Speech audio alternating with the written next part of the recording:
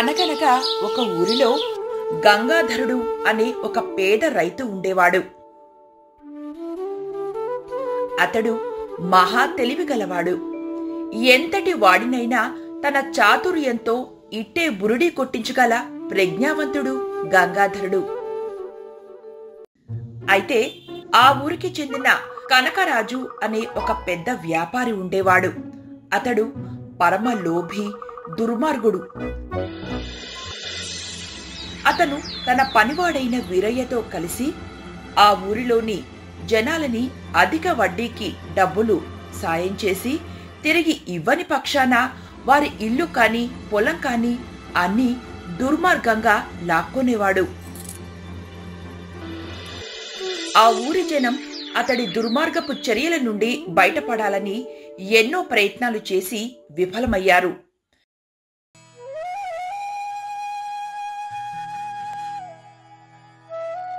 కనకరాజు భార్య గంగ పరమగయ్యాళి. ఊరి జనం కనకరాజుకి భయపడితే కనకరాజుకు మాత్రం తన భార్య గంగ అంటే చచ్చేంత భయం.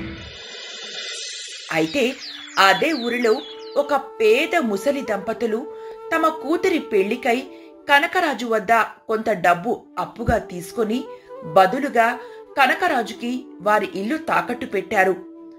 ఒకరోజు కనకరాజు, ఏం ముసలోడా, మీ కూతురి పెళ్లికని డబ్బు తీసుకుని 6 నెలలయింది. వడ్డీ కూడా చెల్లించలేదు. ఇక నీ ఇల్లు జప్తు చేసే సమయం వచ్చింది. అయ్యా అయ్యా, వడ్డీ రూపంలో మీకు నేను ప్రతి నెలా పండించిన పంటలో సగభాగం ఇచ్చాను కదయ్యా, మళ్ళీ వడ్డీ అంటారేంటి? ఏం ముసలోడా, నోరు లేస్తుందేంటి? అదంతా నువ్వు పత్రంలో రాయలేదు గదా.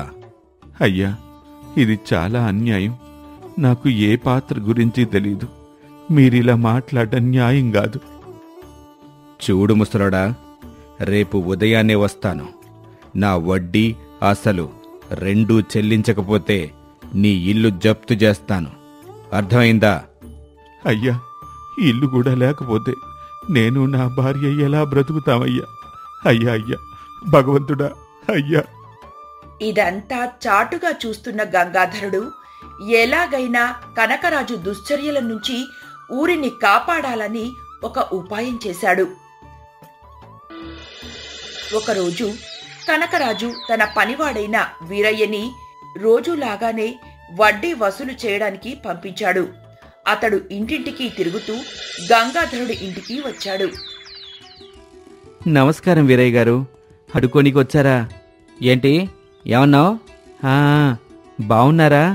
ఏంటి ఇలా వచ్చారు అని అంటున్నాను. బావున్నాను గాని ఈ నెల వడ్డీ ఎక్కడా? మీ వడ్డీ ఎక్కడికి పోదులేండి. నా ఈ గాడిదని అమ్మకానికి పెట్టాను. అమ్ముడు పోగానే మీకు అసలు వడ్డీతో పాటు అదనంగా మరికొంత పారితోషికం కూడా ఇస్తానులే. ఏంటి, ఈ గాడిదని అమ్మకానికి పెట్టావా? ఎంతకు అమ్ముతావేంటి? సుమారు ఒక 5 లక్షలకు అమ్మకానికి పెట్టాను. ఏంటి, 5 సరిపోతుందా? ఇంకో 10 ఇమ్మంటావా? నిజానికి అది 10 లక్షలకే అమ్మాలి గాని నాది పెద్ద మనసు కాబట్టి మీరు కొంటానంటే మీకు 5 లక్షలకే ఇస్తాను అని గంగాధరుడు అనగానే వీరయ్య ఆశ్చర్యపోయి చూశాడు. గంగాధరుడు తనతో పరిహాసం ఆడుతున్నాడని అనుకుని కోపంతో ఇలా అన్నాడు. ఒరే గంగాధరో, నీకెంత ధైర్యం ఉంటే నాతో పరిహాసం ఆడతావరా? ఎందుకు పనికిరాని గాడిదని ఎవడైనా 10 లక్షలు ఇచ్చి కొంటాడరా? ఏం వల్లట్టా ఉంది? అయ్యో వీరయ్య గారు, మీరు నన్ను తప్పుగా అనుకోకండి. నేను చెప్పింది అక్షరాల నిజమే. ఈ గాడిద మీద కూర్చొని ఎవరి వంక చూస్తే వారికి సంబంధించిన నిజాలు ఆ గాడిదపై కూర్చునే వ్యక్తి చెప్తాడు. అవునా? ఏది అయితే ఓసారి నువ్వు కూర్చొని నా వంక చూసి చెప్పు. గంగాధరుడికి కనకరాజు వీరయ్య తండ్రిని మోసగించి వారి ఆస్తులు అన్నీ తన పేరు రాయించుకొని వీరయ్యను తన దగ్గర బానిసగా పెట్టుకున్న సంగతి తెలుసుకొని అదే విషయాన్ని ఆ గాడిదపై కూర్చొని వీరయ్య వంక చూస్తూ చెబుతాడు గంగాధరుడు. ఇది విన్న వీరయ్య, అవును ఇదంతా నిజమే అని మనసులో అనుకొని, అవును గంగాధరో, ఇది మహిమగల గాడిదే. నీకెవరిచ్చారు? నేను కొద్ది రోజుల ముందు ఆ పరమశివుడి దర్శనం కోసమని కాశీకి వెళ్ళాను. దారిలో ఒక మునీశ్వరుడు ధ్యానం చేసుకుంటూ కనబడ్డాడు. అతనికి సేవలు చేసి నా కష్టాలన్నీ విన్నవించాను. అంతే, ఆ మునీశ్వరుడు వెంటనే తన మహిమతో ఈ గాడిదని రప్పించి నాకిచ్చాడు. ఇది మన చంద్రసేన మహారాజుకిస్తే వారికి దొంగల్ని పట్టుకోవడం తేలికవుతుంది. అలాగే శత్రువుల్ని సులువుగా గుర్తించొచ్చు. ఇది మహారాజుకిస్తే 10 లక్షలేమిటి, 50 లక్షలు కూడా ఇస్తాడు. అప్పుడు నా కష్టాలన్నీ తీరతాయి. ఈ విషయం వెంటనే అయ్యగారికి చెప్పాలి అంటూ వీరయ్య మనసులో అనుకొని కనకరాజు దగ్గరకు వెళ్లి జరిగిన విషయం చెప్తాడు. అది విన్న కనకరాజు, వీడు చెప్పింది నిజమే అయితే ఆ గాడిద నా దగ్గర ఉండటం చాలా మంచిది. అప్పుడు దొంగల ముఠాని పట్టుకొని వాళ్ళు దాచిన డబ్బు నేను సొంతం చేసుకోవచ్చు. వారిని రాజుగారికి అప్పచెప్తే ఆ బహుమానం కూడా నాకే సొంతమవుతుంది. అప్పుడు డబ్బుకి డబ్బు, పేరుకి పేరు రెండు నా సొంతమవుతాయి.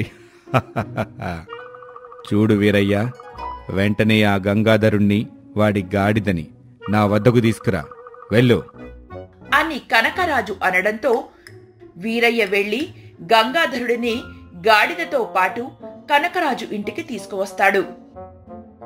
ఒరేయ్ గంగాధరు, నేను ఈ గాడిదని పరీక్షిస్తాను.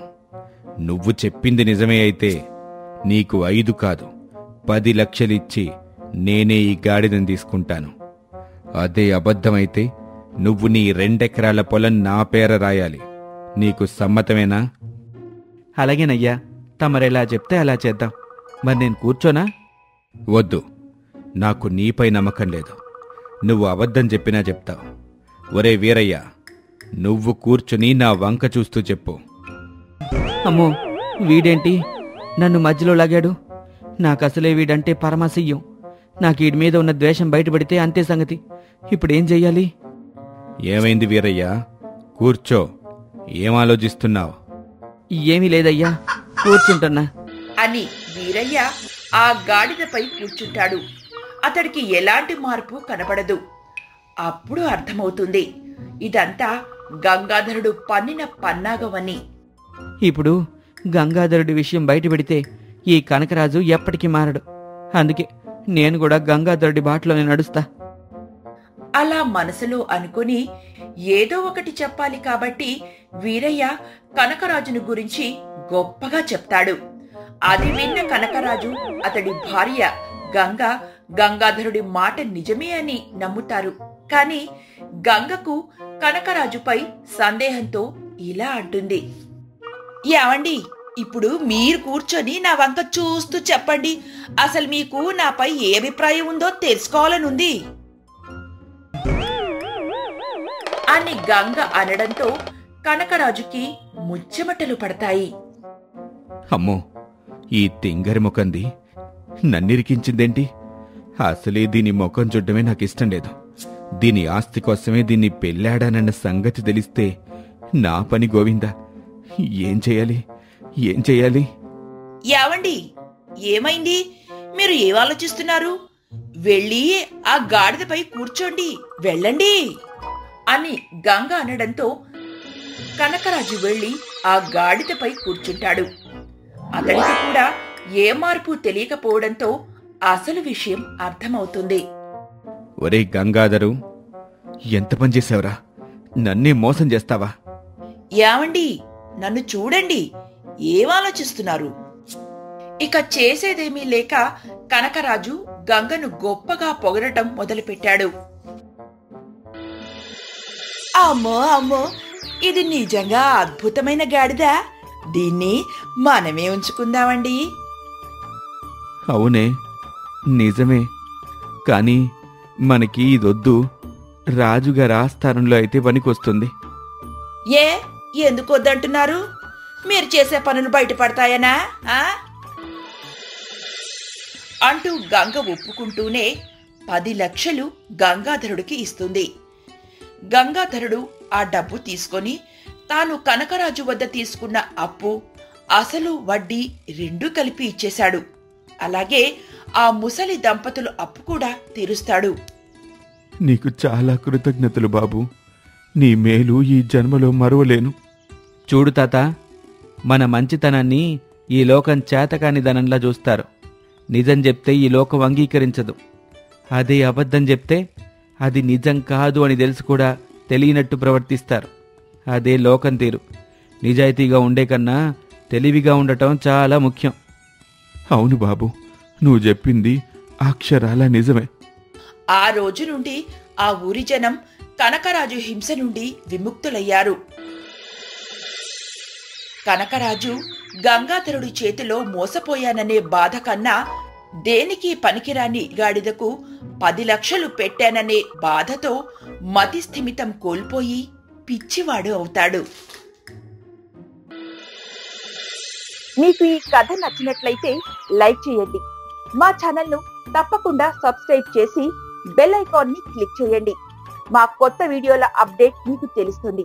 అలాగే మా ఈ వీడియోని మీ ఫ్రెండ్స్ కి షేర్ చేయడం మాత్రం మర్చిపోకండి. అందరికీ ధన్యవాదాలు. మరిన్ని కొత్త కథలతో మళ్ళీ కలుద్దాం. అప్పటి వరకు సెలవు.